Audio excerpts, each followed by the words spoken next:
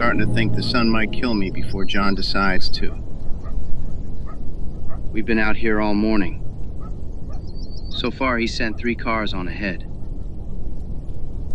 I don't really know what makes him choose people. I know they talk about serial killers, about how they have patterns or something. But if John has one, I sure can't find it. Not that I'd be able to do anything about it anyway.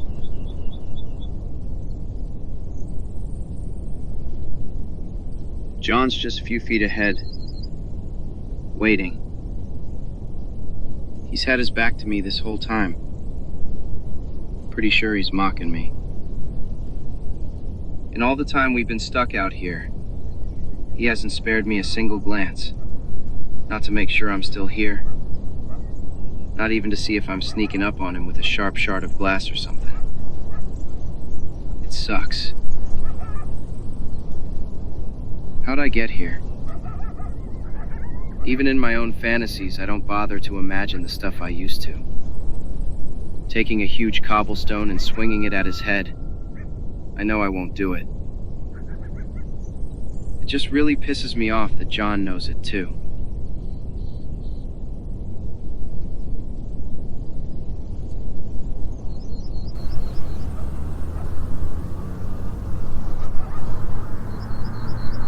Oh no.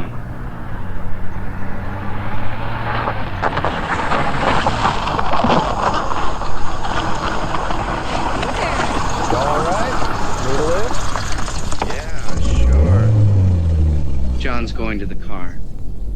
That means these are the people he's picked. They've just won the worst lottery in the world.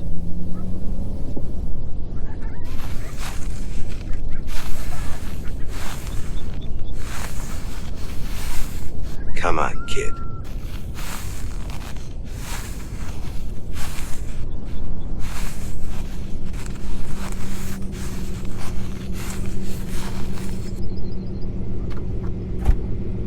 Hi.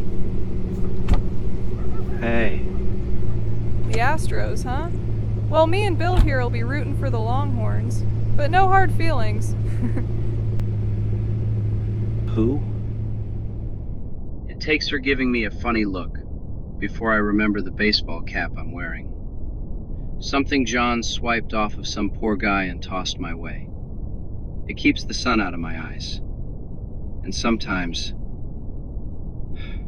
blood too. Right. Yeah, sorry. He's a little shy. I hope you don't mind. He's a good boy, just not very talkative. Oh, that's alright. So, where are you two headed? Just traveling. Somebody's gotta show the kid the country. Right? Yeah. Sure. This part always feels unreal. Like a bad dream. The game. The pretending. Sometimes that's worse than what comes after. I never know how long it'll last. Sometimes it's hours. But most of the time, not long at all. And what do you do, mister? Oh, just a little car sharing. Oh yeah? Really? Huh. Maybe we should have rented a car too. Spent a fortune on this baby. So what happened to you two? We ran out of gas. Kid was driving and didn't notice the leak. Oh no. That's too bad. I hope you weren't too hard on him. Of course not. He's young, but he'll learn. I'll make sure of it. Well, I'll tell you what. We've got some time. How about we take you both to a gas station and drive you back to your car? We could even tow you in. We got a cable in the trunk.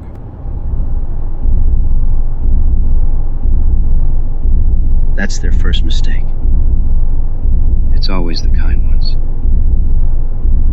John doesn't look at me, but when he reaches over and pulls the brim of my hat down over my eyes, I know it's time.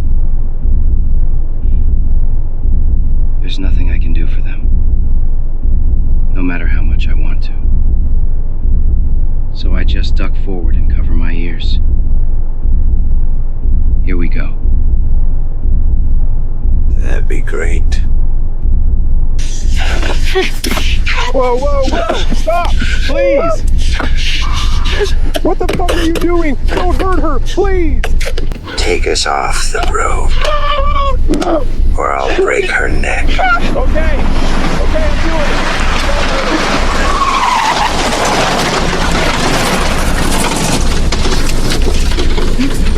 it. Good job. No! What'd you do? Jessica? Oh God, please. I still can't bring myself to look. But I can hear the poor guy shaking her. He doesn't know she's dead yet. Or maybe he just doesn't want to believe it. But she was gone the second her neck snapped sideways in John's hands. It was quick. John was being kind. If you can call it that. But that rare impulse is growing thin real fast. He's still shaking her, like he can call her back. Maybe he feels those little twitches, last sparks running down her spine, fooling him. Just nerves. There's nothing left. I don't need to see John to know he's getting bored of the whole thing. He's never liked the ones who scream. He'd rather they fade away quiet, not make a show of it. When I hear the wet cut come down, I can't take anymore. I rip open my door and get the hell out of there, but that guy's moan chased me all the way out until that wet, heavy sound chops it down. There's a steep ravine at the bottom of the slope. John probably picked this spot a long time ago. Led them here on purpose. Fucking bastard. Guess he's done. He's already at the woman's side, opening the door. Her seatbelt's tangled in her hair. He's real gentle untangling it. But then he just yanks her out and throws her in the dirt like garbage. I don't understand anything. I know what he's gonna want now. For me to help. I won't kill anyone, so he at least expects me to help him. Get rid of them.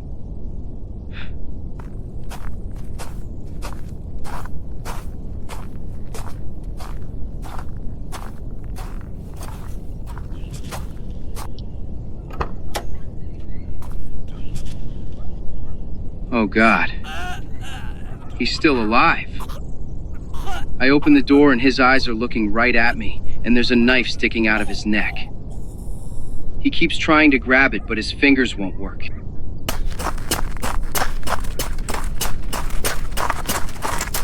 He's still alive. What? You heard me. Oh. Well, if that bothers you, you're more than welcome to do something about it. No! I won't.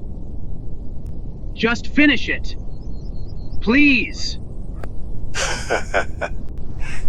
Whatever you say, kid.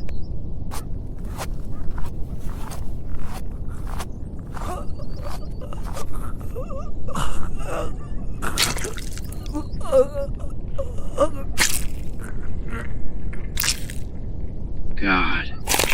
Still not happy. I'm just doing what you asked me to do. I swear. Sometimes I hate you so much I think I could die from it. Only sometimes? Guess I'll have to try harder.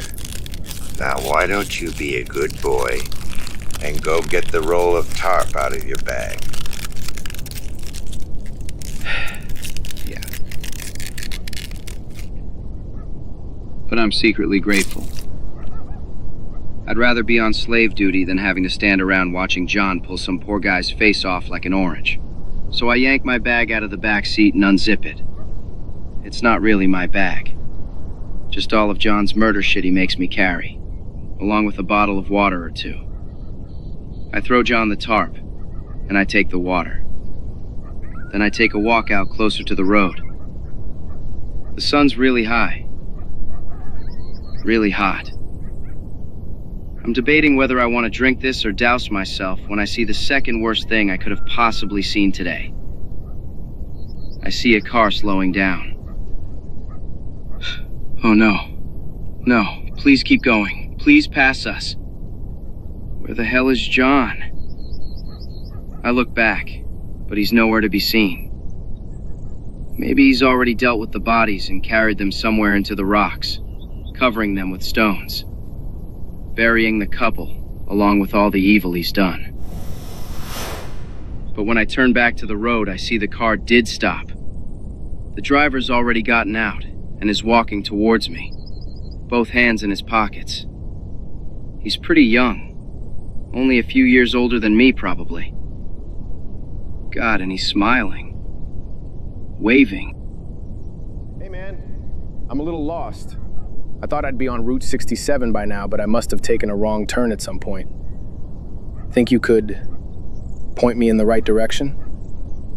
No, I don't really know my way around here either. I can't help you. Okay. But you probably got a map in the car, right? If not, maybe your tall friend knows something. No, I don't know what you're talking about. I'm here alone. Well, alrighty. I get it. You're not much of a talker. Just, yeah. I said no. Stop. Get out of here. Whoa. Let go of my arm. What the hell's your problem? Oh my God. What the fuck is that? It's a kidney. What's the matter? Never seen one before? You back up. Back the fuck up. Shh. Don't run. Come here.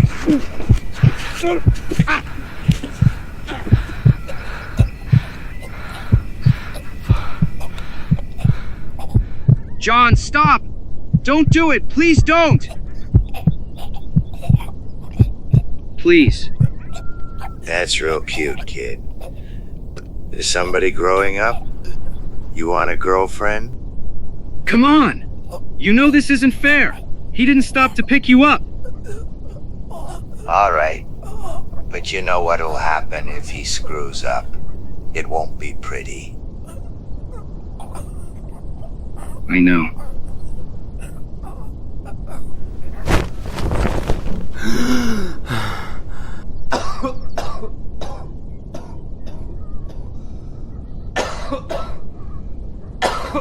No! Relax. I knocked his lights out, not his brains. So now what? Now what? Well, I guess you'll be getting the rope out of your bag. Then you'll be tying up your new little friend and sticking him in his car, while I go finish with the newlyweds.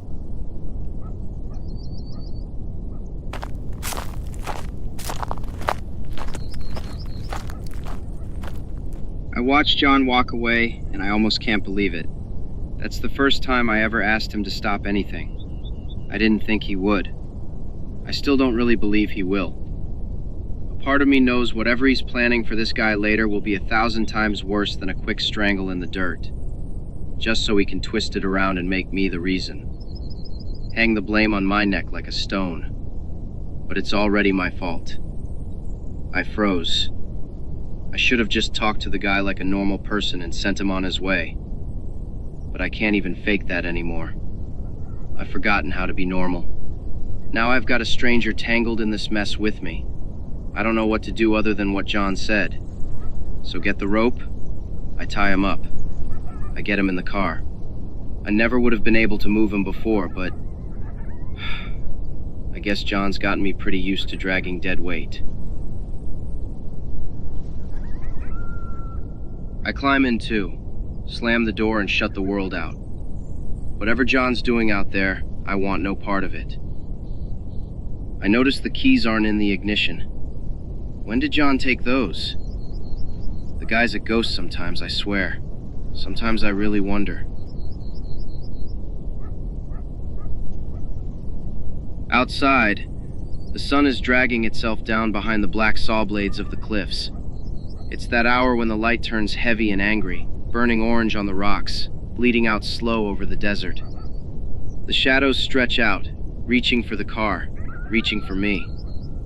Everything feels brittle, overexposed, like the world's a film that's just about to catch fire. That's when the guy next to me starts to move. He's groaning. His eyelids are flickering. He's trying to swim up out of the dark John's heavy strike threw him into.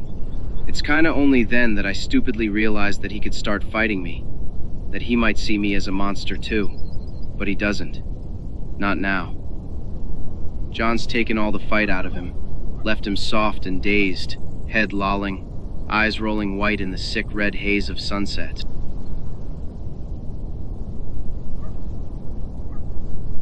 Hey, it's okay. Listen, try not to freak out, okay? Try not to move too much. He could be back any minute. We gotta just be calm.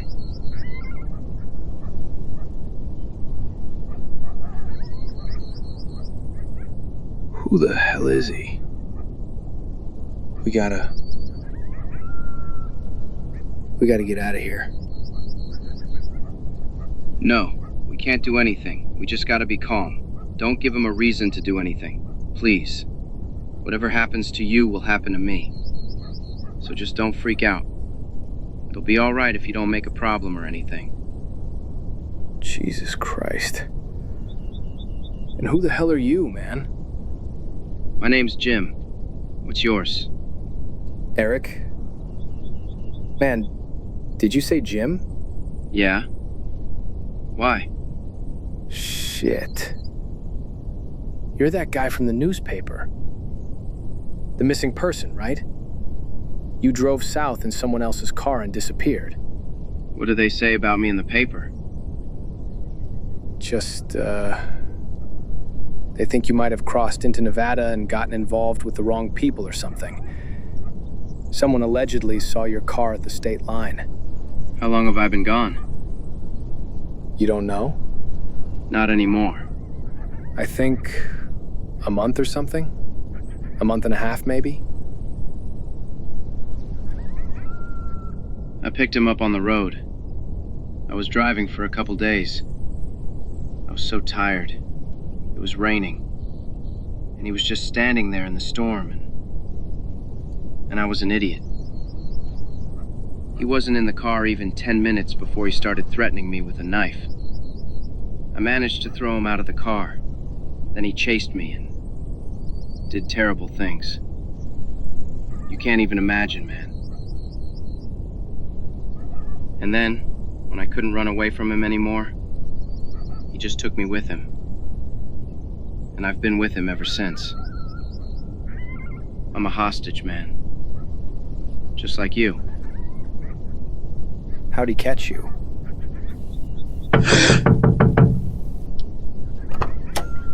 Did I scare you? Sorry about that. I hope you two kids are getting along.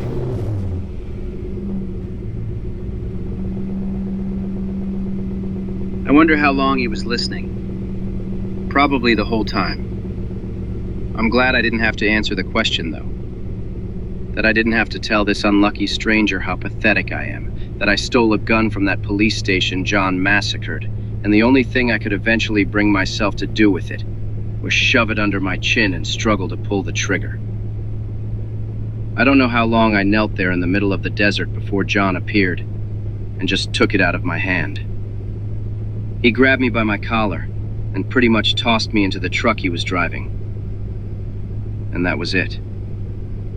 That was such a long drive. And I was so scared I couldn't breathe. He didn't say anything, and neither did I. Fear can be pretty mind-numbing, I guess. After a couple days, something just broke in my head, freezing my brain somewhere between terror and some kinda dull indifference.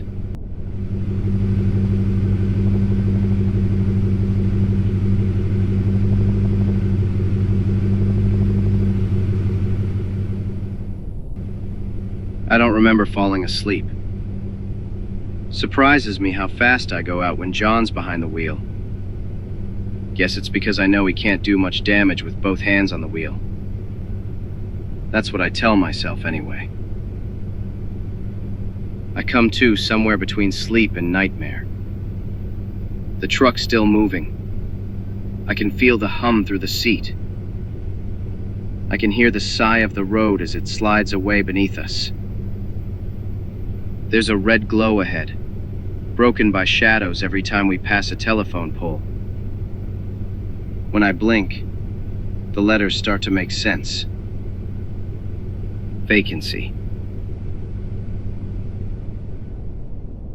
When we get inside, John does the talking for everyone. The tired woman behind the desk breaks the news that they don't have triple rooms. John charms her, makes her laugh, tells her he could use a break from us anyway. I just keep my head down. Eric's quiet too. And suddenly we're holding 2 keys. Maybe I should sleep in Eric's room? Someone should keep an eye on him. The handcuffs will do the job just fine, kid. Do you know why I never used handcuffs on you? Because I knew you wouldn't get away from me. That's humiliating, but I don't say anything. Obviously, it's true. I glance at Eric, but the guy's just walking beside me, pretending he hadn't heard. Meanwhile, John stops at one of the doors. He waves at him and leads Eric into a room with a single bed. It's got a curved metal headboard, which John uses to handcuff the guy's hand. He doesn't dare fight him on it. Pretty sure the ache in his throat every time he swallows must be a good reminder of John's strength, and that he doesn't want to push his luck. You're a lucky boy. If the setup in here was any different, you'd be spending the night chained to the bathroom pipes. I understand what's going on, man. I'm not going anywhere. You can trust me. It's in your best interest. The walls are thin. If you try to break the headboard or cause any trouble, I'll be the first one to hear you. John leaves the room without waiting for an answer or anything. I just move out of the way, letting him pass. I take a minute to look at the poor guy chained to the headboard, and the guilt really gets to me. I want to turn around and leave right away, but I can't. I pull a couple of books and 2 water bottles from my duffel bag. One's full, one's empty. Just in case. I pat him on the shoulder. I almost apologize, but what good is that to him? I just leave, locking the door behind me. In the room, John's sitting on the bed. This isn't the first time we've shared one, and at this point I'm used to the lack of privacy. I notice John examining something in an open bag. When I move close, I realize it's not one of ours. It's something he must have stolen from Eric's car.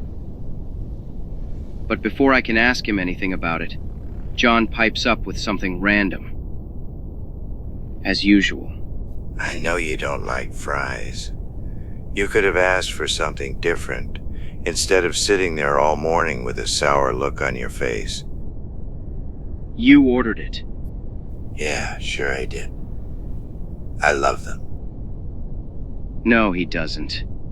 A person capable of enjoying the good things in life wouldn't take them from others for their own pleasure. I don't think John is capable of loving anything. I sit on my side of the bed and stare at the dull blue wall. It's so weird. Talking about culinary preferences with your own future killer. He's got blood on his hands, by the way. What? Eric, your new little friend. I just stare at him. His empty eyes are looking at me with this dark superiority I don't trust. It's probably another game. Probably something to get me to look away and let him kill the guy. I want no part of it. Don't you want to know how I know? No. John just smiles at me, but he doesn't say anything else. He gets up and I hear the rustle of his clothes falling away. "You can join me in the shower if you don't feel like waiting," he says. "I'll go in later." John just shrugs and disappears into the bathroom. And I guess I disappear too. Into my head. I'm not really sure how long. Awareness only really resurfaces when I notice a large gray moth fluttering near the lampshade, its shadow dancing on the pale wall like a ghost. Not sure how he got in here, with the metal mosquito nets on the windows. But I get up and catch it anyway, carefully. Crazy how strong and surprisingly dense the body is. Its strong wings make my heart beat a little faster. His fatal love of light brought him here. I go over to the window and slide the frame back to let it go. I watch the moth as it darts out into the night, disappearing into the darkness. In that second, I wished it was me, disappearing out there. I wish it was that easy to get away. I watch the cars whiz by in the distance, their headlights cutting through the space. Then I get that funny feeling I get sometimes and turn around.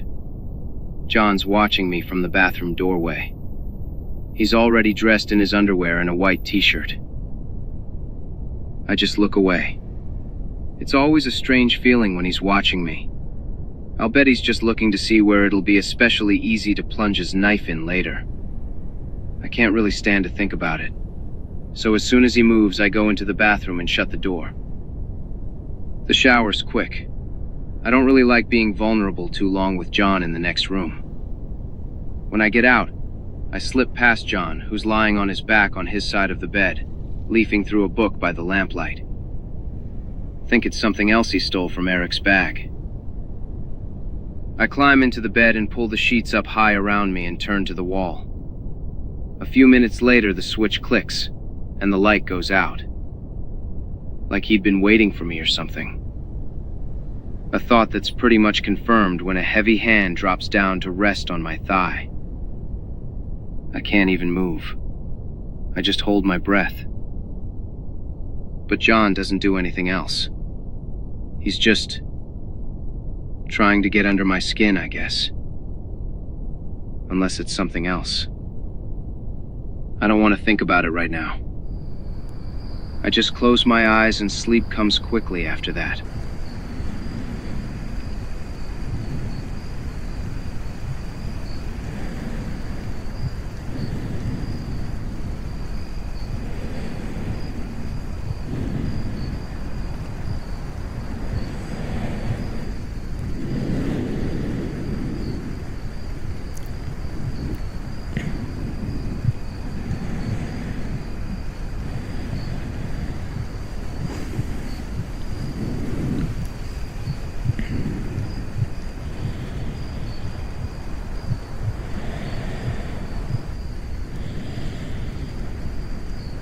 Hey, kid.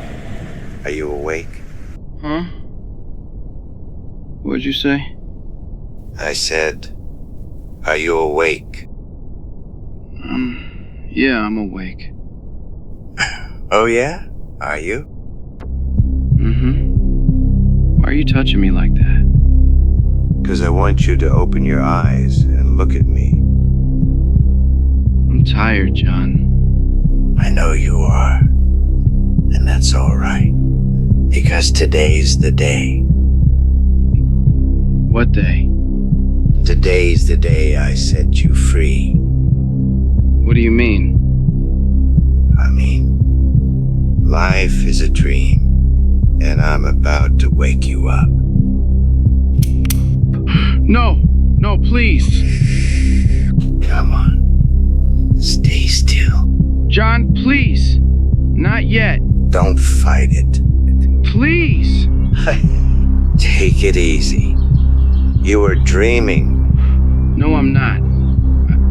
I mean... What were you dreaming about? It was about me, wasn't it? No, it wasn't.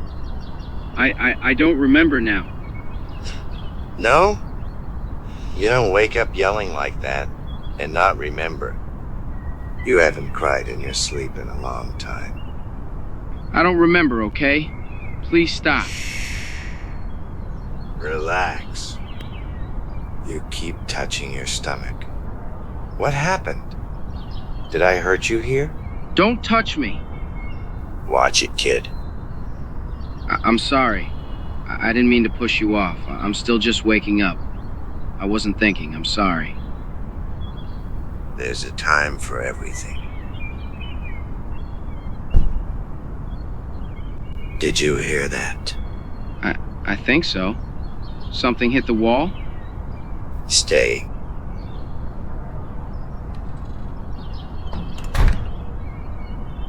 I watched John throw his coat over his shoulders and slip out the door like smoke. Eric must have dropped something. Or maybe he's been having nightmares too. And what a nightmare that was. It's already fading, like dreams do. Blurry in memory, but that terror's still clinging to my stomach. And this weird sense of betrayal. Doesn't matter. I'd better get ready. John doesn't like to stay in one place for long. The bathroom's cold. I turn the tap and the water coughs out brown for a second, then clears. And I just stand there watching it run. Like I forgot why I'm here. The guy in the mirror looks about how I feel. Beat to hell, but still standing. Barely. I lean in close to throw some water on my face, and it's freezing. Enough to jolt something alive in me. I do it again and again. Each time it burns a little less. And I start to remember how to breathe, and the dream fades. Or at least slips somewhere dark where I don't have to see it. All right. Toothbrush. Toothpaste. Stuff to make me feel human again. But then, what was that? A sound. Strange, soft, somewhere down the hall. I freeze, hold my breath and listen in. But there's nothing. Just the hum of bad plumbing and my heart knocking behind my ribs. John told me to stay inside. What can I do? Water beads along the cracked yellow sink. Tiny, perfect drops. I stare at them like they might spell out some answer. Or warn me somehow.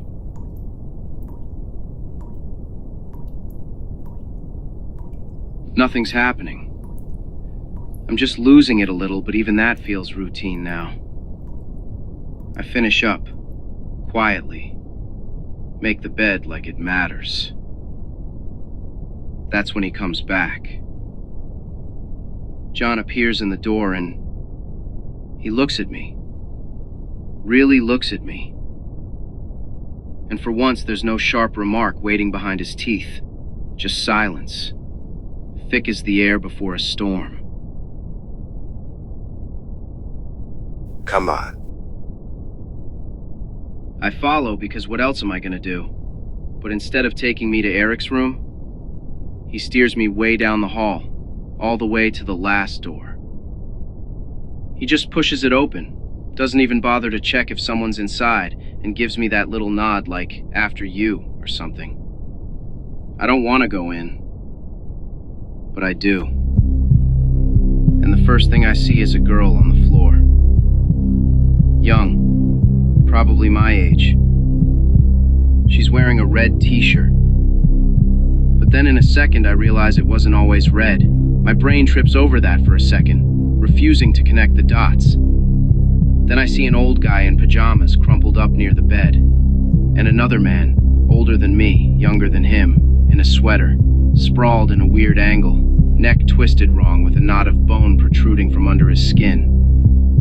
The bodies are just piled there, like someone stacked firewood and got bored halfway through. My stomach lurches. I stumble back and slam into something solid. It's John, of course. He's right there. He puts a hand on my shoulder, not rough, but it's strong enough to let me know I'm not leaving. He nudges me forward, and I get the full hit of the blood. Salty, thick, everywhere. That's when I finally spot Eric standing stiff by the window. No cuffs, no ropes. Just standing there, staring at me. Look what your new friend's done. I didn't do it. That girl, the maid. She came into my room and saw me handcuffed. I tried to calm her down, asked her not to say anything, but she wouldn't listen. She started getting nervous, and then he came into the room. That's a great story. And what about you, starting a small fire in your room to get her attention? Oh God. Don't you smell that, kid? Something burning in the air? The only thing I smell is blood. Well, we went through the rooms. We checked which ones were occupied, according to the missing keys at the reception desk. Luckily for you, there weren't many guests. The only one left is the woman in the lobby. Go get her. Bring her here so we can talk. No, I won't. I can't do that. Don't make me do that. You're useless. Both of you. John leaves down the hall and I'm left standing in the middle of the room, frozen. I can't breathe right. The air's thick with blood and the faces on the floor won't look away. The girl with her blank open eyes. The old man's hand curled tight around nothing. I want to puke. I want to wake up. I lean hard into the peeling wallpaper, trying to hold myself together. My heart is crawling up my throat, slamming against the inside of my skull. I stare at Eric, but he doesn't look back. Is this all my fault? I think I'm going to black out, or throw up, or both. Then I hear the screaming. Everything inside me snaps tight. I can't move. I can't even call out. Her scream rips through the haze, twisting my stomach into a knot so hard it hurts to breathe. Is this what I am now? Just a spectator leaving a trail of bodies? Letting people die, all because I'm too scared to move. Too weak to stop him.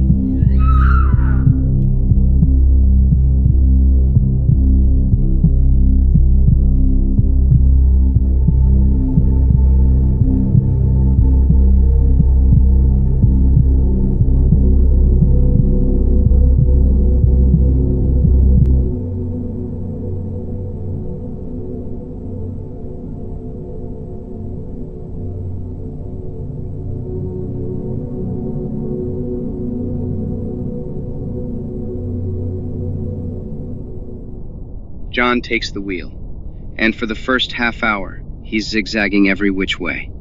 Turn after turn, until I've got no clue where we are. No sense of north or south. Just endless blacktop, and the taste of my own heart in my throat. I try to catch a glimpse of smoke in the rear view.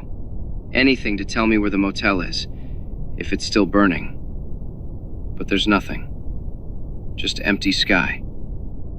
It's like John's driving us straight off the edge of the world. Nobody talks for what feels like hours. And I'm starving. The hunger's getting tighter under my ribs, and I kinda hate myself for it. How can I be hungry after what just happened, when people are dead back there, all burned up? There's probably nothing even left for their families to bury. Of course, this isn't the first time I thought I might die from guilt. But I guess no matter what, my body wants to survive, and it's bringing me with it. I press my head against my window and close my eyes. I can't sleep.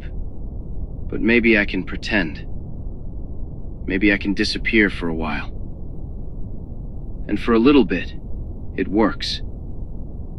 The world goes dim, voices muffled. The road and the car and everything else fading out. I just let myself drift. Anywhere but here.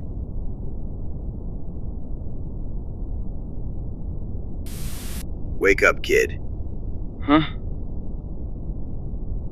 I wake up and squint through a layer of roadside dust caking over my window and realize we're pulled over outside some kind of shop. If you could even call it that. More like a roadside rest stop to grab toilet paper and beer and not much else.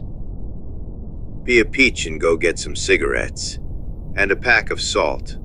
If you're not back in, about 7 minutes, I'll blow your friend Eric's brains out on the dashboard. What if they don't have any? That's your problem. By the way, time's running out. That's all it takes. I'm out of the car so fast I nearly faceplant. Everything inside me wants to run, while everything outside me is telling me not to draw attention. I force myself into something like a fast walk, but my legs feel like they're made of buzzing wires. I yank the bill of my cap down low, hiding my face as I rush into the store. The clerk barely glances at me. Thank God. Salt, I whisper to myself, scanning the shelves. Spices, snack foods, but no salt. Not one damn container. God. My pulse is pounding in my ears. 7 minutes. He'll kill that guy and make me watch. Come on, please. It's gotta be here. Wait. They do have something. Curing salt? For meat? Pinkish. Not what John asked for. My skin crawls. But it's all they've got, so I grab it. I'm halfway back to the door when I realize, damn it, cigarettes. I skid around like a malfunctioning robot and grab 2 packs, nearly knocking over the whole display. My hands won't stop shaking. My head's still hazy from this morning, but the further we drive from the motel, the more unreal it all seems. The blue haze of the early hours, the bodies on the floor, the sharp smell of lighter fluid. It all seems so elusive. I'd give anything for it to be a dream, to vanish like a mirage in the desert. But it won't.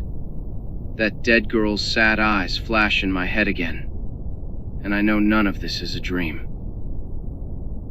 I pay. I fumble the change. I practically shove out the door.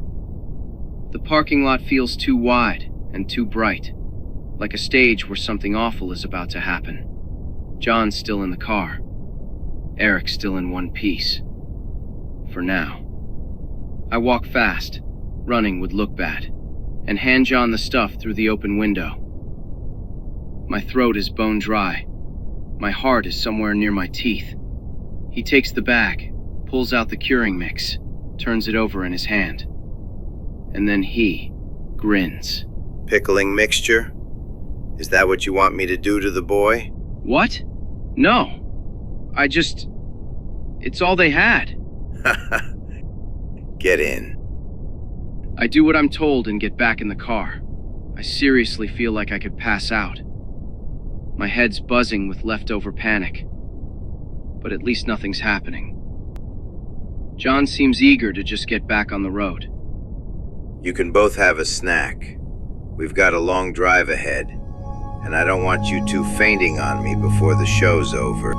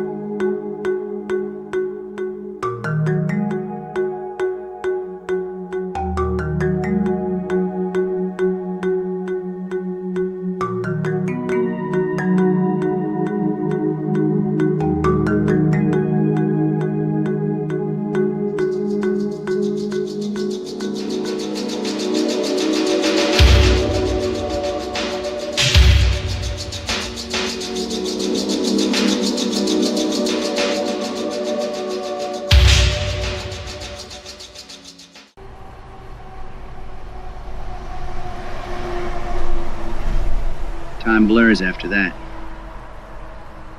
We stayed on the road the whole day, the world outside becoming one endless burning smear. My stomach feels sick from the monotony of it all, and the hunger. But when I think about those people back there, and how they'll never eat again, I'm not so hungry anymore. Finally, evening comes and cools things down a little. That's when John swerves off the road, cutting the engine after bumping a good 100 meters out into the hard-packed desert. He steps out first, silent as always. Then he gestures for Eric to follow. I watch through the window, with my stomach knotted up tight, when John circles around to the trunk and pops it open. For a second, I expect something terrible. A shovel, a gun, something final. But when he comes back into view, he's just carrying a lawn chair, a cheap one from the motel. He unfolds it and sets it up in the dust a few yards from the car, like he's settling in for a show or something. Then he turns and catches me staring. He holds my eyes for a long, loaded second, and I freeze, holding my breath, waiting for what comes next. Get out. Bring that bag with you. There's something new in John's voice, under the usual threat. I can't put my finger on it right away. Fatigue, maybe? But that's impossible. John doesn't get tired. I'm not even sure he sleeps. I don't think he'll ever die, either. I haul myself up and slide out of the car, bag over my shoulder. The dusk sets the whole desert on fire, painting it with colors that make everything look older and rusted out. Eric's perched on a rock nearby, arms folded. He looks almost calm. Maybe that's his way of surviving. Go blank, play dead. John's eyes skate over me. Then he bends and rummages through Eric's bag and pulls out a battered book. One of those thick old ones. He flips it open, but the inside's hollowed out. What the hell is that supposed to be? A secret stash? John fishes out a packet of tiny pills packed so tight in plastic, they look like grains of rice waiting to spill everywhere. And then I look over at Eric, and he's looking more worried than I've seen him through this whole thing. What is that? Why don't you ask your new friend? Whoa, now listen. Those aren't mine. I'm serious, man. Those books belong to a friend of mine. We go to college together. Oh, a student. What do you major in? Lying? I don't really know where John's going with all this. I mean, he kills people.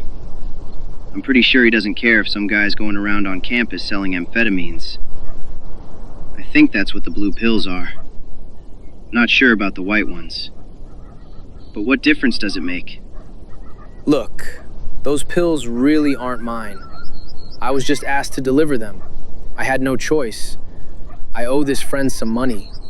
Oh, so you're just an innocent mule. How sweet. I wonder how many girls lost their virginity on these, without knowing it. John holds up the bag of white pills I wasn't sure about before. But I am now. Because of the way Eric tenses, staring at him, I know John must be right. Come on, man. Even if I sold those pills, I wouldn't have done anything to any girls. You wouldn't blame the gun dealer because some dick opened fire on a crowd in a supermarket, would you? I like this guy. Which is good, because we're gonna play a game. Truth or dare. You know how to play that, right? I don't know. Sure you do. It'll be fun. But I'm gonna change the rules a little to keep it interesting. Every time you refuse to tell me the truth, you'll take one of these pills. And you know how they work, right? So you understand that it's not in your best interest to lie to me. Oh, God. I watch John open a little bag. He pours some of the pills into his white handkerchief. They disappear against the fabric, blending in until I can't really tell how many there are. Not that I need to count. I know there's enough there to kill them. Sorry I didn't have time to get you a cherry soda to help wash down your last meal. Warm water'll have to do. What if I don't take them? I watch John just tip his head to the side, staring at him without answering. I can tell he's in no mood for joking. That's the scariest part, actually. This is the most serious I've ever seen him. Eric must feel the same chill I do, because he quickly looks over at me, like he's asking for help. But I can't help him. I tried, but it's not working out. Don't look at him. Look at me. What happened this morning? If you tell me the truth, I promise I won't be too angry. Nothing. Nothing happened. I swear it had nothing to do with me. All right. It's your choice. Take 2. Come on, man. I swear. Don't make me help you.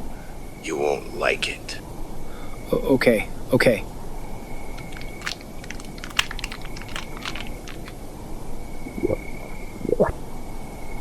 Open your mouth. Lift your tongue. Good. Now, what was that girl doing in your room? She came in to take out the trash. She was the maid. That's a lie. It was too early. They don't take the trash out at 6:30. Well, she did. I was asleep. She woke me up. She got scared and knocked over the coat rack. That's the noise you heard. That's what brought you in. Time for your medicine. 2 more. Jesus Christ. Now, how'd you lure her inside? We could smell the burning plastic in the hall. It was that bottle Jim gave you, right? You stuck it in the vent above your bed. She came into your room to check for a fire, and then you showed her the handcuffs. Under different circumstances, I might have complimented you, but your lies ruin it. So tell me, are you a sociopath? Because you act like one. Several people just died over something you did, and you didn't even blink. I told you. It's not my fault. That girl came in on her own. All right. Well, you know what to do. John, And don't pretend to choke. For every pill you spit out, I'll feed you 10 more. I'm not lying to you. I wouldn't lie under the threat of death. Jim, tell him. He's looking to me now, but I can't even move. I don't know what to do or think. I also don't see much in the face looking back at me. Other than it being pale as a sheet of paper and just as empty. It's not hard to imagine what will happen next. Soon he will fall asleep right there in that chair. His head will drop back and his breathing will get slower and slower. If this guy dies, I won't have to worry about him anymore. About him screwing up again and someone else dying. Like me, for example. God, how could I think that way? I'm so desperately ashamed of myself I look to John, who's ignoring me. Too busy watching intently as Eric struggles to keep upright. But I know he sees me. He always sees me. Enough! He learned his lesson.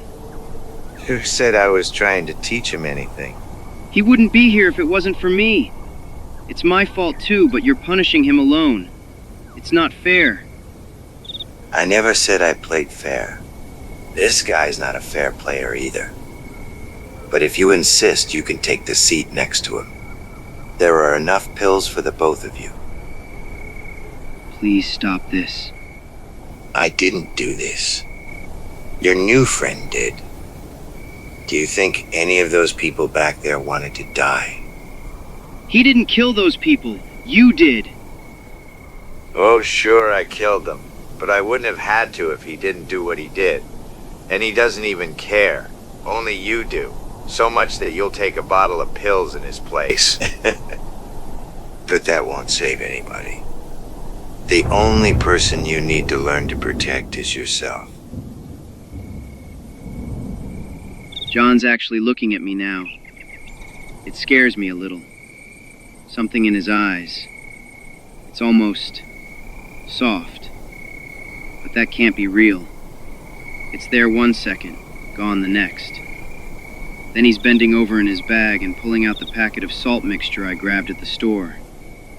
John tears it open with his teeth, then empties a lot of it into the water bottle. He shakes it a few times, then tosses it to me.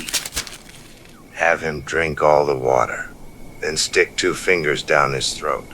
When he's finished vomiting, you'll have to count the pills to make sure you got them all. Okay. Hey. Okay, come on, man. You heard him. You gotta drink this. Hurry. I don't feel so good. Yeah, I know. Hurry up. Drink it. Bend over. 2 fingers down your throat. Like this. All right.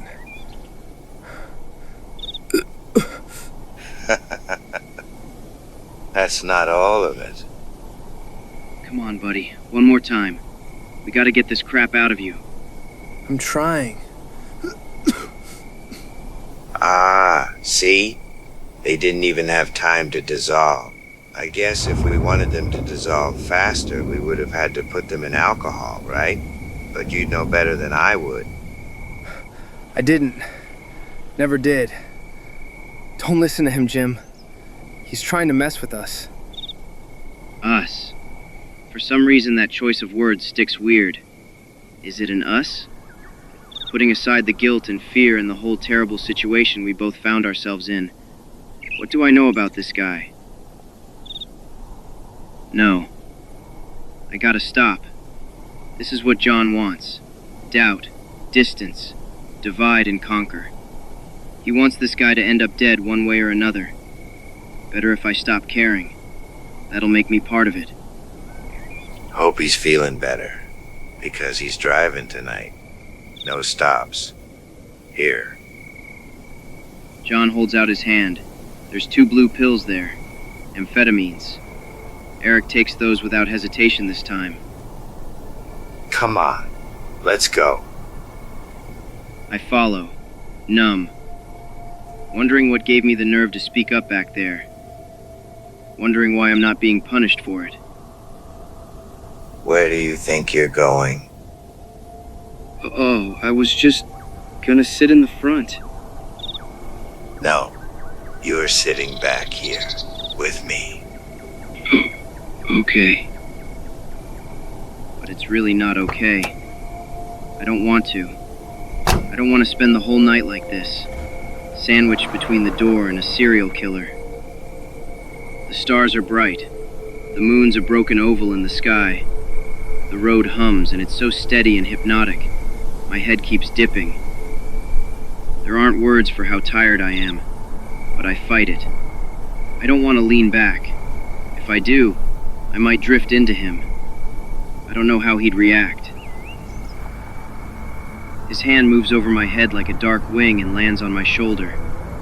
I jolt as he pulls me in, until I'm leaning against him. Tired of watching you nod off like a dead fish. Sorry. Didn't mean to. Stop apologizing. You're not important enough for everything to be your fault.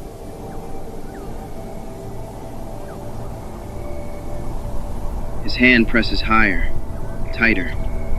I let it happen. Slowly, carefully, I rest my head on his shoulder. My eyelids sink. I smell tobacco, sweat, heat through layers of fabric. Rain starts. Soft tapping joins the gravel beneath the tires. From far away, I hear him tell Eric to take the turns easy. Eric agrees. Then, something warm brushes my forehead. A breath. Maybe I'm dreaming. Maybe I never stopped driving. Maybe none of this is real. A whisper cuts through the haze, right by my lips. You know what I regret? I don't answer. I can't. Your smile. You smiled at me that night, and now you don't. I'd kill anything to see it again. It's because you kill I can't smile anymore.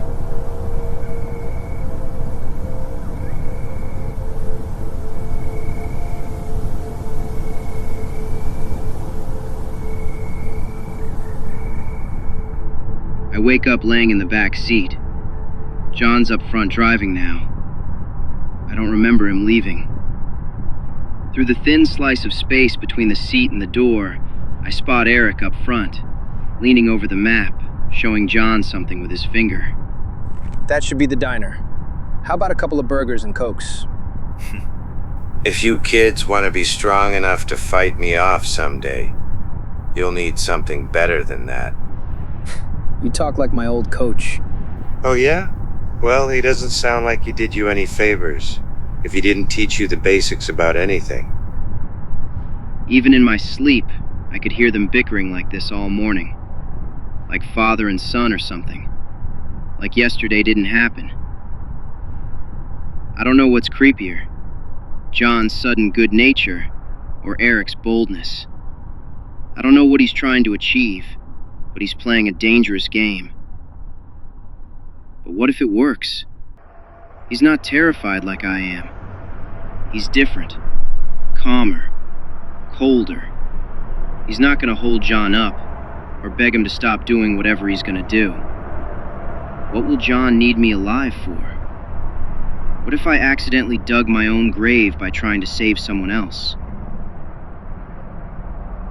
I look up and see John watching me in the rearview mirror, and he smiles back at me, like he can read my mind. Hey, look! There's been an accident. Huh? We crawl past a mess. 2 cars twisted and wrecked, one flung way off the road. I see toys scattered in the dirt, a yellow dress half hanging from a busted suitcase, like a tongue out of a dead mouth.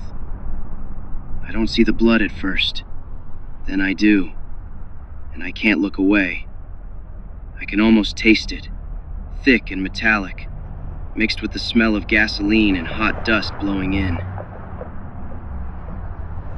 God.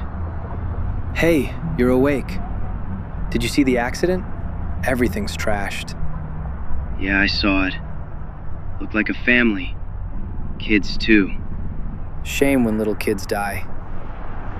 You think so? I mean, sure. All the news says it's a tragedy, so it must be. Why? Only John could turn something like this into a debate. Because, I don't know, kids could have grown up and done all kinds of things, right? It's perspective. What about you? What do you think? Because they're innocent. That's what makes it a tragedy. So, you think innocence makes them worth more? Makes it sadder when they get hurt. Okay, how about this? Why do people kill? I don't know. To let out anger, I guess. Yeah, sure. Some people. Anyway, adults leave a big hole behind. Kids, not so much. Plus, they're easy. There's no challenge, no real consequence. And for that, no interest. It's like killing a newborn deer. I see your new friend knows exactly what I'm talking about. Ever kill a newborn deer, Eric? Of course not. What kind of person do you think I am? You know, a lot of people die on the road. Disappear too. Wonder why most of them are girls. Any thoughts on that? I don't know, man. Because they're pretty, and some people just can't resist. and then they get tossed in the gutter somewhere. And that makes sense to you. Use them and throw them away. Doesn't make sense to me, but it must to some people since so many do it. Why, you don't? I can't believe he'd ask him that. But I can't pretend I'm not curious about the answer. Why force someone when you can create conditions where she, or he, would forget they have a choice? How do you mean? Ooh, I don't know. Make it so that the person has no one else. Create a situation where they'll be willing to do anything just to please you. That should work. Right, kid? It's still violence. When you force someone to give you something they wouldn't normally give you. Yeah, but like, even without going to extremes, when you pursue a girl, you're pretty much imposing your will on her. Like, she initially didn't care about you or your dick, but by being persistent, you put her in a situation where she eventually says yes. Men have always done that. Hear that, kid? Your friend thinks lust and violence are what will make a man out of you. Yeah, well, he's not the only one. I mean... Sorry. I didn't mean it. I'm just tired. I need a break. I turn my face toward the window before the conversation can drag me back in. I'm done. I don't want to hear anymore. We stop for lunch somewhere forgettable. Eat, then drive again. After a while, I start to notice we're heading southwest. Not looping, not drifting. Straight. Intentional. That's new. John never used to drive like this. He'd circle highways like a shark, never really landing anywhere. Now there's direction, a destination. The thought hangs over me like a bad omen or a noose. I glance up without meaning to. He's already watching me. And then, he winks. I snap my head back toward the window like I've been burned. When we finally stop, it's not desert. It's not open horizon and endless nothing. It's a town. Small, sure, but buildings crowd the sky. Brick facades, polished windows catching light. Streets that feel enclosed. From the second-floor motel room, I can see rooftops instead of endless sand. The weird thing is, instead of relief, I feel trapped. The desert at least gave me air, space, that thin line where earth meets sky. Here, everything presses in. There's one double bed. I clock it immediately. 3 of us. 1 bed. It doesn't even really faze me. We've been closer in the car. Still, if I have a choice, I'd rather lie next to Eric than John. Just in case. I'm still staring out the window when I feel someone step up behind me. I turn. John's right there, close enough to feel his body heat. He pushes a wad of bills into my hand. Go take a walk. What? Are you deaf? Alone? Why? Want me to come with you? You're letting me go?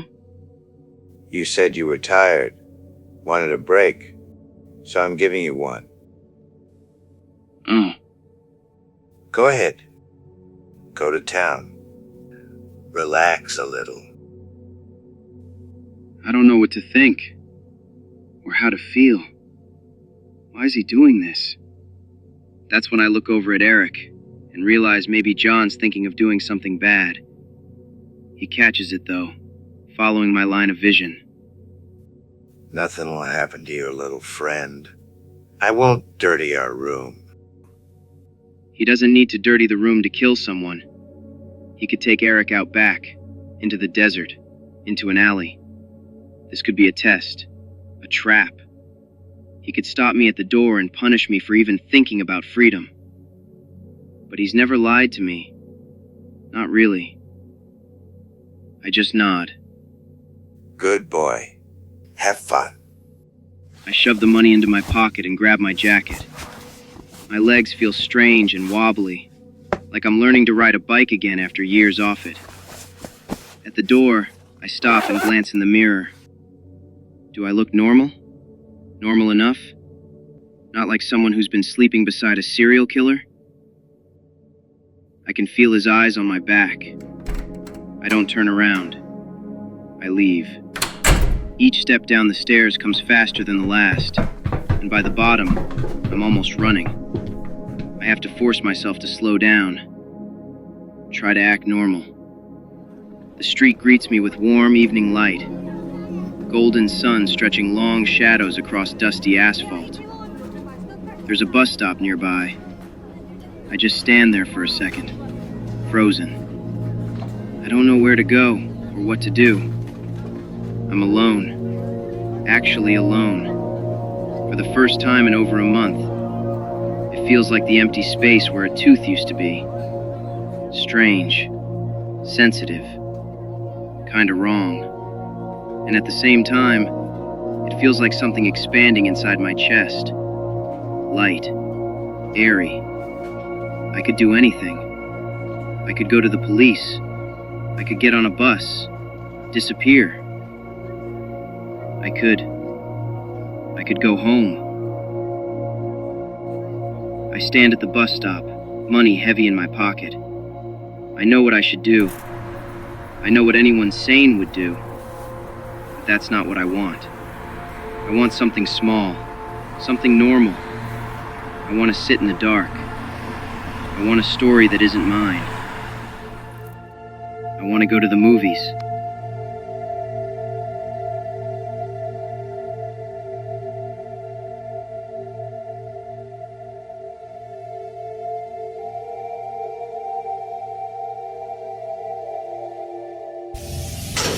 Welcome to Regal Cinemas.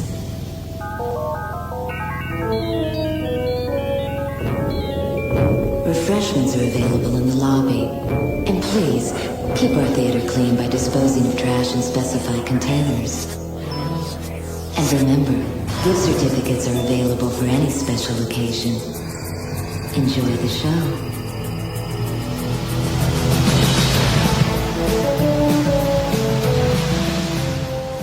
Probably crazy to use what might be my only shot at freedom for something like this. But I don't know what else to do. I just need a place where I can feel normal for a minute. It's dark in here, and nobody expects you to talk. It's the closest thing to hiding in plain sight I've had in... I don't even know how long. I bought my ticket without really thinking. It's that new version of The Fly. I remember seeing the old black and white one on TV a couple times when I was younger.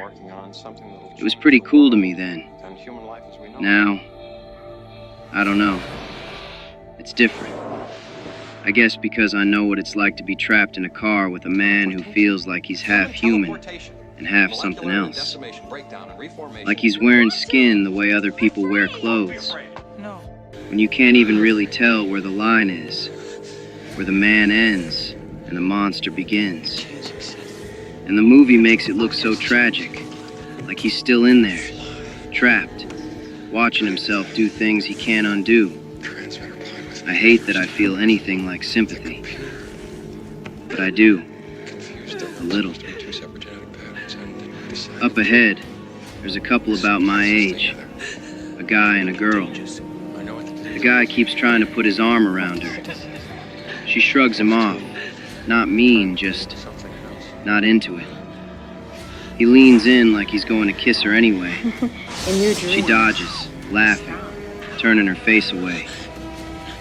It makes me think of what Eric said to John earlier back in the car. It bothers me. So I shove it out of my head and force my eyes back to the screen. Spending the rest of the movie with a part of myself hoping the monster manages to save himself at the end. But I'm not surprised when he can't.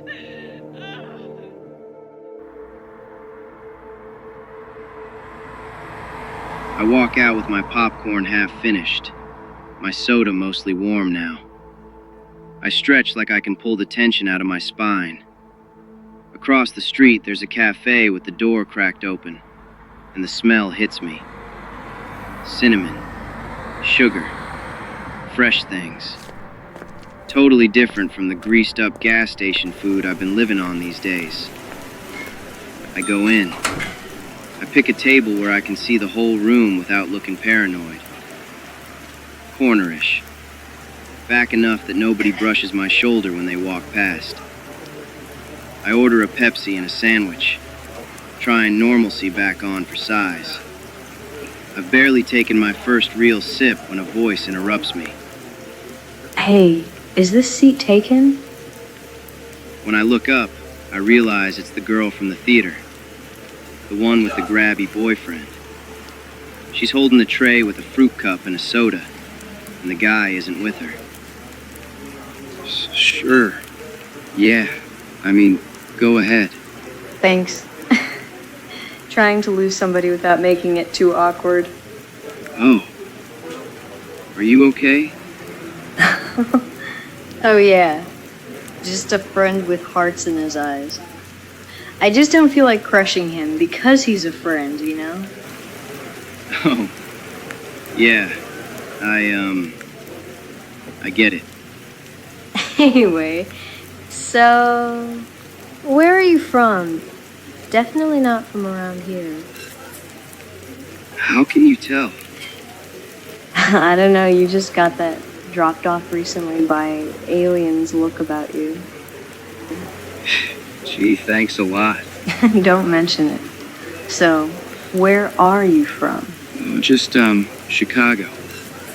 I'm traveling with family, so I'm just passing through. Family trip, huh? That explains the tired eyes. You look like you haven't slept in a while. Something like that. Well, I'm local. I work at the video rental store. Which is glamorous, obviously. Yeah, sure. But hey, at least I get first dibs on all the new tapes. The good ones, that is.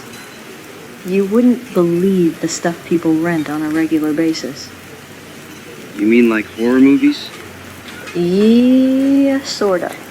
Horror, sure, but mostly porn. So much porn. Oh, I guess that sounds about right. Yeah. But, listen, I saw you in the theater earlier. I noticed you because you looked kinda lost. It reminded me of my little brother the time he got lost in the mall. Same look, scared. I couldn't shake it. Oh. I'm fine. Seriously. I just have a lot on my mind these days. Family stuff, that's all. You're sure about that?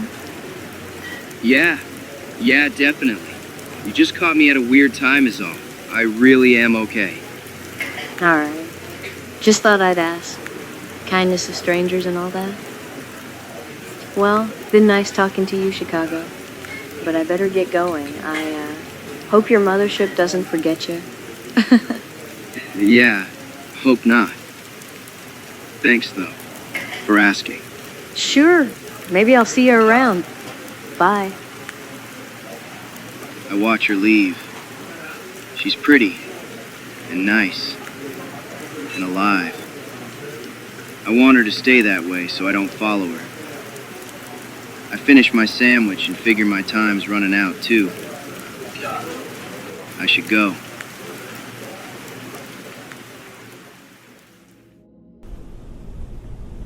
Behind the theater, there's a little parking lot, half lit. A few cars, a dumpster, the smell of old popcorn and warm asphalt. And right in the middle of it, a payphone. I spot it, and my whole body goes still. Because I know what it means. It means a choice. It means a door I can open, and once it's open, I'll never be able to close it again. I walk toward it anyway, slow at first, like I'm approaching something that could bite. The plastic awning over the booth is cracked, yellowed, webbed with old stress lines. It creaks faintly when the breeze hits it. I stop under it and just stand there, staring at the phone. My reflection stares back at me in the smudged glass. I look really pale, kinda hollow, like I've been living in somebody else's nightmare.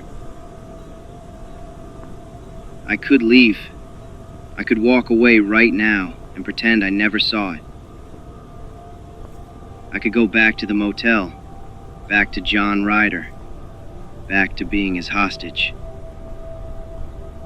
Because if I call and they hear me, I'll drag them into this.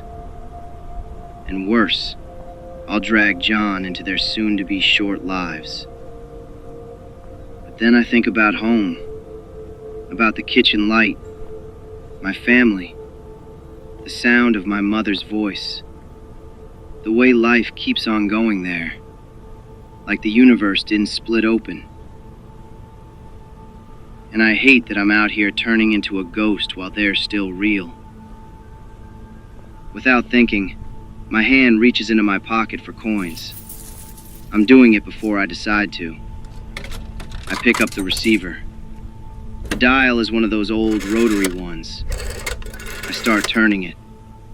My fingers barely tremble, but I can feel my pulse hammering all the way down my arms. Just hang up. Just stop. You're going to get them killed. But I keep dialing. Because some part of me can't stand the idea that I might die out here and they'll never know what happened. They'll get a phone call, a body, a shrug, a headline, and that's it. I imagine the ring on the other end, that sharp trilling sound slicing through the house. I can see it like a movie. The kitchen, dinner half done, the sun throwing orange bars through the curtains, someone wiping their hands on a towel, annoyed at first, then curious. Then the real ring comes through the receiver.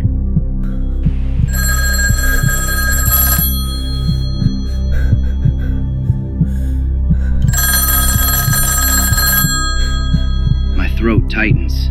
I almost drop it. Hello? God, my brother. Cold shoots through me like someone dumped ice water down my spine. I see him in my head so clearly it hurts. Uniform still on, tired but steady. Standing in the kitchen with the stove going. The small noises of home that I forgot existed. It hits me so hard I can't breathe. I try to speak, but nothing comes out. Just air, like something has my throat in a fist. Hello? I can't hear you. I open my mouth. No sound. My eyes burn. I blink hard, trying to clear the wet haze, trying to become a person again. Say something. Say anything. Say you're alive. Say you're sorry. Say don't look for me. Say call the cops. Say John Ryder. Say motel. Say help. Say something. But I can't. My hand starts to lower the receiver, like my body is making the decision for me. Hang up before you poison them with this. Jim? God, he knows. He knows. He heard me breathe, or he recognized the silence, or he just felt it. Jim, is that you? Where are you? I hate that I can hear hope in his voice. Hope that I'm okay. Hope that he can fix it. Hope that he can come get me. I can't do that to him. I can't put a target on his chest. I can't hand John to my family like a curse. I'm sorry. God, I'm so sorry.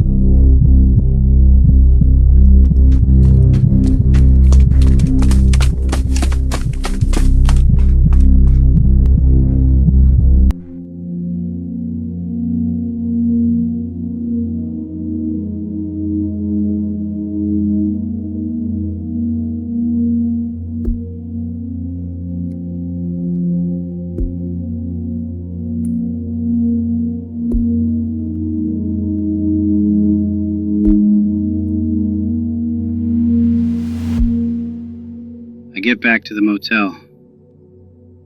It's weird. I don't even remember how I got here. I just started running and time blurred after that. I listen outside the door and it's quiet. I can hear the TV inside, but that's about it. I guess it's now or never. I hold my breath and knock on the door.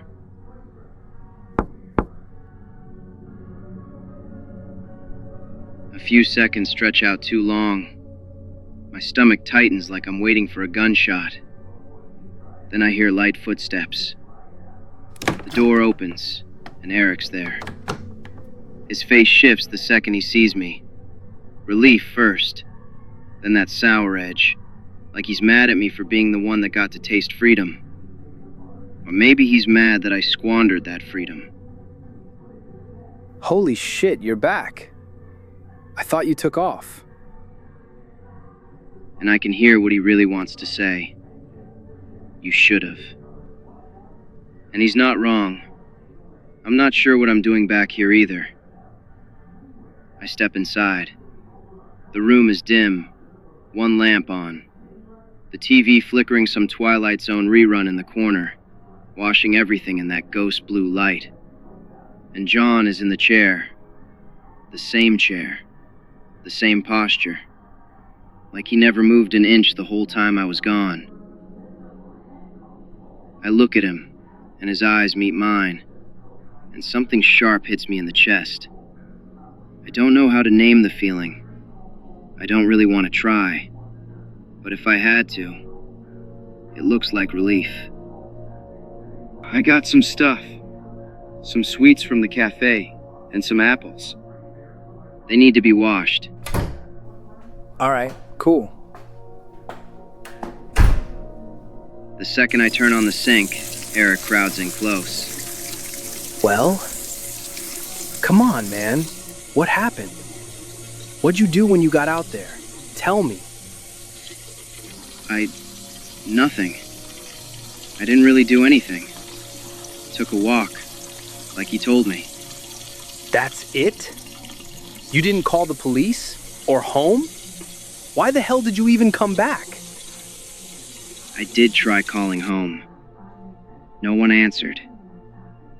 Anyway, I just came back because it wouldn't have been right to leave you here with him.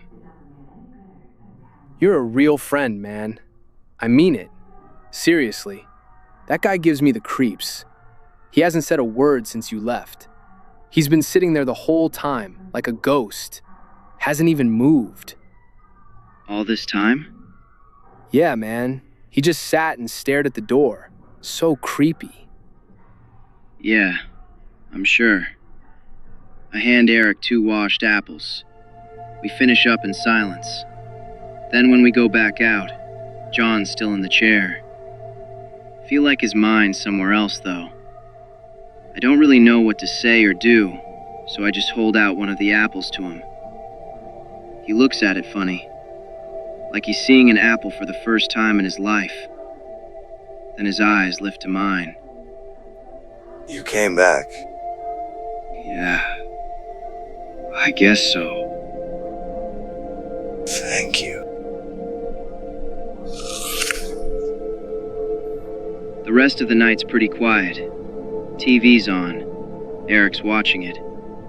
I'm just kind of there, replaying everything. Mostly my brother's voice. Kicking myself for not doing what I should have done. Why didn't I? My eyes are just starting to get heavy, when John finally decides to get up. All right, kids. Time for bed. I look up to see him waiting at the door, looking at Eric. Guess he got him his own room again. John waves Eric over, and Eric looks reluctant to follow, but he does. And I just watch them go. I wait a while, assuming John will come back. I'm kind of surprised when he doesn't. Alone today? And now I'll be alone overnight? For the first time since everything. I keep listening, and everything seems quiet behind the wall. So I just get up and get ready for bed. Head to the bathroom. Take a shower. Alone. Brush my teeth. Alone. Weird how solitude can suddenly feel like a stranger.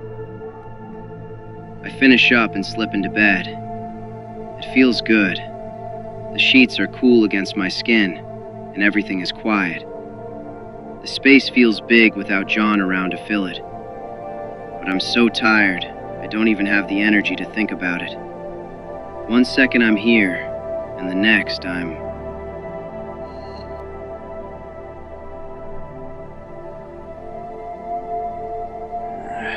floating. My body's filled with heavy warmth, and it seems to be rocking on waves, drowning in zero gravity.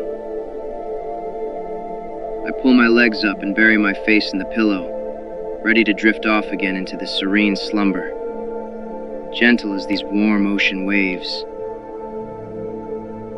But then suddenly I'm rocked again, a little stronger this time, and suddenly I realize it's happening out there in reality. Out there, beyond that edge I'm balancing on. It's the mattress I'm laying on that's rocking. Something warm and big presses against me from behind, and I feel the rhythm of someone else's breath at the back of my neck. I could probably fall back asleep if not for the memory of falling asleep alone, but I don't move. I don't do anything to betray the fact that I'm awake. And then, as if he's emboldened by my non-reaction, John starts to move closer. His heavy hand settles on my shoulder, pulling me closer, trapping me with searing warmth, intimate, terrifying, and hopeless. Please. He's taken everything from me. Is he gonna take this too? I can't sleep when you're not around. His whisper pours into my ear like poison, and I freeze. I know I heard something I shouldn't have. And John seems to know it too. His lips brush the back of my neck, and I hold my breath. It's okay. Go back to sleep. It's just a nightmare. But I know it's not. I feel the weight of his forehead pressed against my shoulder, and I know this is real. As real as the chill that takes John's place. The bed shifts one more time, and I'm alone again.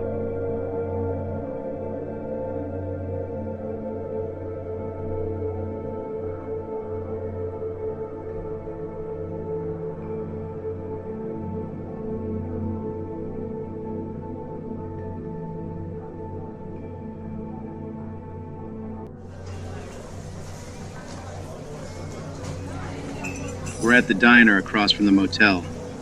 Outside the window, the sky hangs low with clouds, gray and dreary. The cafe is almost empty. A waitress drifts between tables with a tray balanced on one hand, like she's done it a million times and never once thought about dying. John's sitting across from me, sipping coffee like nothing happened. Like he didn't climb into my bed last night. I woke up. Alone. No weight behind me, no breath at my neck. But I know it was real. I know it the way you know a bruise is real, even when you can't see it yet. And the proof is sitting back at the motel. My jeans, The ones I tossed over the chair like I didn't care. They were folded. Like he was saying, I was there. You didn't imagine it. I don't know why my mind keeps snagging on it. It's not like this is the first time we've ever shared a bed. Like we haven't been crushed together in that car for weeks. Heat and breath and fear all tangled up. Not like closeness is new. But I guess it's different when he had another room, another bed, and he still came to mine. It makes me wonder, why? Something in me gets stubborn or stupid. I look up and stare at him hard, like I can nail him down if I stare long enough.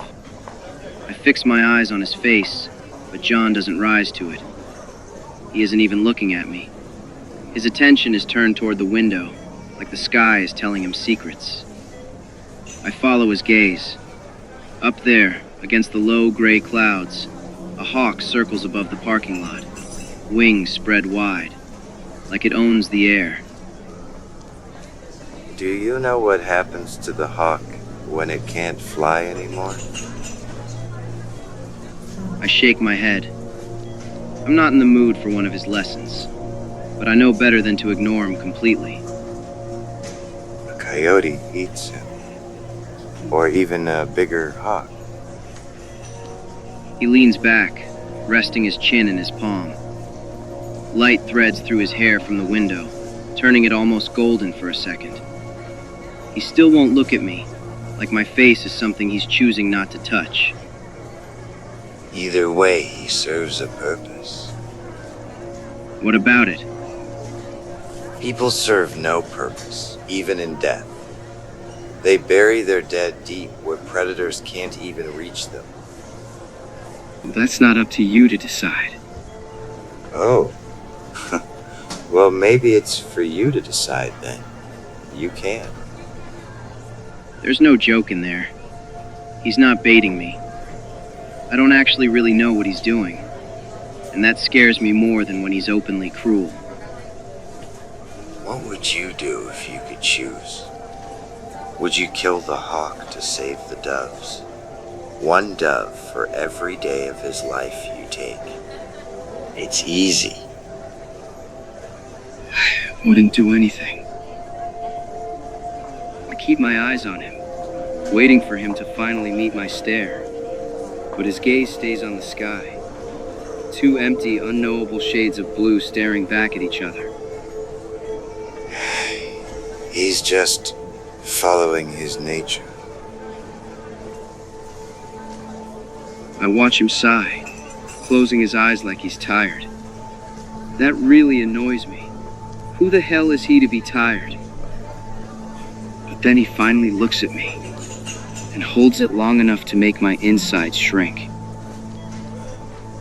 We all follow our natures, baby.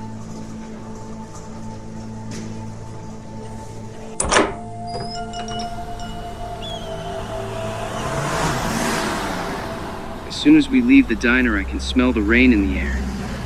Those gray clouds from before are heavier now, drowning out the ominous shadow of the circling hawk overhead. Where's Eric? Hmm? I mean, what'd you do to him last night? Nothing to be envious of, if that's what you're worried about. He's not dead. Just a little tied up at the moment. Don't worry, I'm bringing him a doggy bag. Great. So where are we going? There's something in the desert I want to show you.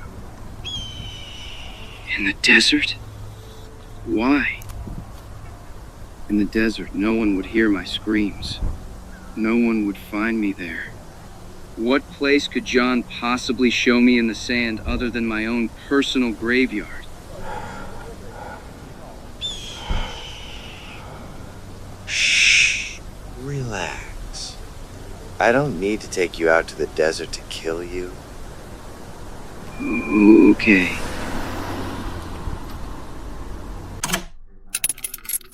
We get back to the motel room from the diner, and John's already got that look on his face. The one that means he's thinking 3 moves ahead, and I'm just luggage with a pulse. We're gonna leave soon. Soon as in now? Soon as in after you take a bath. And it'll be the last one you get for a while. So make the most of it. Great. Guess when John talked about the desert, he didn't mean this one. But I don't ask questions. I'm too tired. I just do what he says.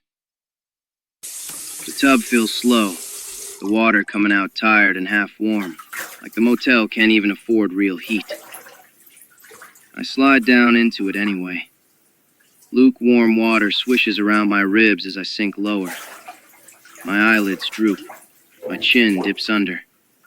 I swirl the thin, dying bubbles with my fingertips, watching them pop and vanish like they were never there. If I stay perfectly still, the water almost feels warm. But the second I shift, a little stream of cool water slips over my skin and makes me flinch. The bathroom light beats against my closed lids, weak and harsh at the same time. For a minute, I let myself float. For a minute, I almost forget everything. Now you just stay right there! Shit! Oh God. Oh no. Don't you move! There's a cop out there. Oh God, is this it? Sit still! Does it look like I'm moving? I swallow hard. My pulse is racing so fast it feels like I'm dying. I push myself upright. My eyes rake the counter for anything. And there it is, the knife. My grip feels weak and shaky, but it's all I've got. I move towards the door, crack it open. I can see him now. A man in a tan uniform. His back's half turned toward me with his gun aimed at the bed where John's stretched out, lounging like he's watching TV. Marge at the front desk called me. Said you've been acting suspicious, and they found a body off the road not far from here. Want to tell me where your buddy is? He went to get food. The cop's hand twitches toward the radio on his shoulder, and everything in me spikes. My fingers tighten on the knife, my jaw locks. I move, fast. The bathroom door flies open and slams into the wall with a huge bang. Then the cop whips around, and my hand drives the blade into the side of his neck.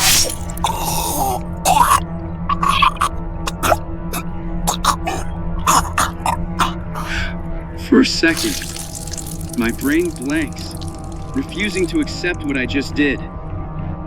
I yank the knife back out, and the cop staggers back with his hands around his throat trying to stop the blood, but it won't stop. His blood keeps pumping out. It's soaking the carpet, spreading fast. I stumble forward, numb, my hand hovering over the wound like I can fix it if I just press hard enough. His eyes are wide and terrified, and he's trying to breathe but can't. He thumps my chest like he's asking me to stop, like he can't believe I did this. I can't believe it either. I grab his hand, but there's nothing I can do. I feel it happening. His eyes cloud, and his hand slips out of mine. Then he's just a body. Breathe, kid.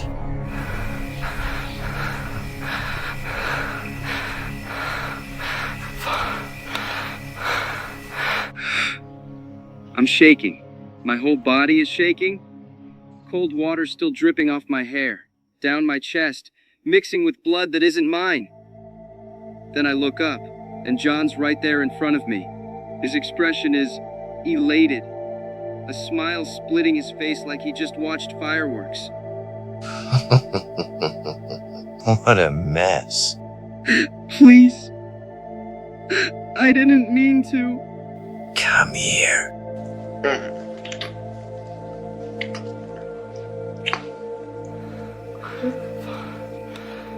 Stop. Stop. We gotta go. Now. Oh, do we? Come on. If the motel woman called the police, they're gonna be looking for him. Let them. What? I know he's crazy, and yet he can still surprise me just how crazy. I look into his eyes, and I still can't really see what's behind them, even with the taste of his cigarette smoke still on my lips. What can they do to us? A whole fucking lot! You have to stop this whole reckless fucking thing you have going on.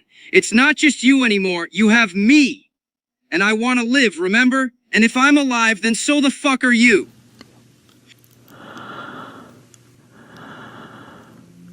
Slowly, John shifts until we're sharing the same air. And his eyes are more serious and more open than I've ever seen them. And I think I can see what's underneath them now. All right. All right. Let's go.